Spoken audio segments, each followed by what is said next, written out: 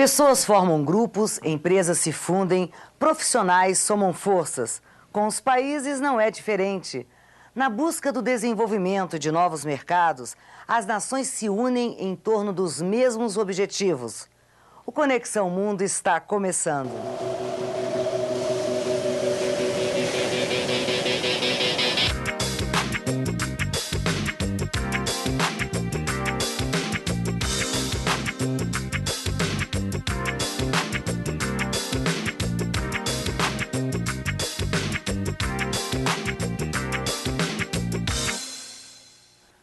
Vamos falar hoje de um dos maiores resultados da globalização nas últimas décadas, a formação dos blocos econômicos, União Europeia, Mercosul, NAFTA, ALCA.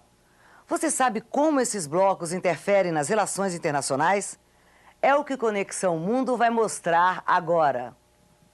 E não esqueça, o conteúdo deste programa e um curso de introdução às relações internacionais estão disponíveis na internet. Para se inscrever ou acompanhar as aulas, basta você acessar o endereço que aparece aí na sua tela. O poder e a força de um bloco econômico estão relacionados ao grau de influência desse bloco no sistema internacional. Nesse sentido, blocos de países mais ricos levam vantagem sobre aqueles formados por nações mais pobres. Nos anos 90, a criação da Organização Mundial do Comércio, a OMC, representou um esforço mundial para criar regras internacionais que diminuíssem as disputas comerciais entre os países.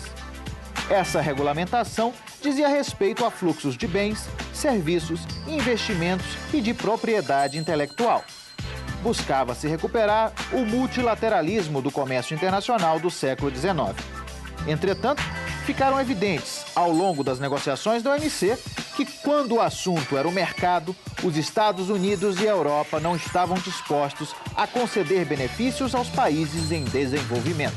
Essa conduta dos países ricos foi um estímulo para que as nações em desenvolvimento passassem a formar blocos econômicos regionais. Assim, estariam mais fortes para defender também as suas políticas. É importante não confundir a criação de áreas de livre comércio com os processos de integração econômica e formação de blocos. A expansão do comércio entre países ou regiões não significa acordos de livre comércio. Os Estados Unidos e a Europa, por exemplo, não têm acordo de livre comércio. Também não existe um bloco econômico entre os Estados Unidos e o Japão. Mas essa ausência não impede que os americanos, europeus e japoneses mantenham uma forte relação comercial. Mas sobre esses acordos, é importante diferenciar as fases do processo de integração entre os países. São eles: as zonas de livre comércio, onde as mercadorias circulam livremente sem barreiras ou tarifas aduaneiras para os bens produzidos na própria zona. A União Aduaneira, em que, além das concessões da zona de livre comércio, os países integrantes do bloco adotam uma tarifa externa comum e diferenciada em relação aos demais países do mundo. Nesse caso, os impostos de importação e exportação são iguais em todo o território da União. E, por último, o mercado comum, onde, além dos benefícios das zonas de livre comércio e uniões aduaneiras, ocorre a livre circulação de pessoas, serviços e capitais no interior do bloco. Existem blocos econômicos por todo o planeta, mas, para efeito do nosso estudo, vamos falar apenas sobre a União Europeia, o Mercosul, a Comunidade Andina, o NAFTA, a ASEAN, a APEC e a ALCA. A União Europeia é um exemplo de mercado comum. É um bloco de democracias europeias empenhadas em um projeto comum de paz e prosperidade. Não se trata de um Estado que pretende substituir Estados existentes, mas vai além de qualquer outra organização internacional. A União Europeia é formada por 15 países. É o bloco mais antigo do planeta. Em 1950, o governo francês propôs a integração das indústrias do carvão e do aço da Europa Ocidental. Desse projeto surgiu a Comunidade Europeia do Carvão e do Aço, formada pela Alemanha Ocidental, Bélgica, França, Itália, Luxemburgo e Países Baixos.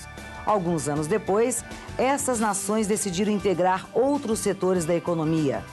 Em 1957, assinaram o Tratado de Roma, criando a Comunidade Europeia de Energia Atômica e a Comunidade Econômica Europeia. Foi quando os países membros decidiram romper as barreiras comerciais e constituir um mercado comum. Em 1967, essas três instituições europeias se fundiram. A partir desse momento, passou a existir uma única comissão e um único Conselho de Ministros, bem como o Parlamento Europeu. Mas só em 1992 o bloco passou a ser chamado União Europeia. Também em 1992, o bloco estabelece a meta de União Econômica e Monetária. 10 anos após, em 2002, começa a circular finalmente a moeda única do bloco, chamada de euro. Dos 15 países iniciais da União Europeia, apenas a Grã-Bretanha, Dinamarca e Suécia não aderiram ao euro, pois argumentam que a substituição da moeda pode levar à perda da identidade histórica e cultural do país. Os pequenos blocos também se organizam em torno de uma política comum, mas isso a gente vai ver no próximo bloco. E você acompanha ainda. Hoje nós temos um superávit, inclusive na balança comercial com os Estados Unidos, nós temos um superávit da ordem de 6 bilhões de dólares. Voltamos daqui a pouco.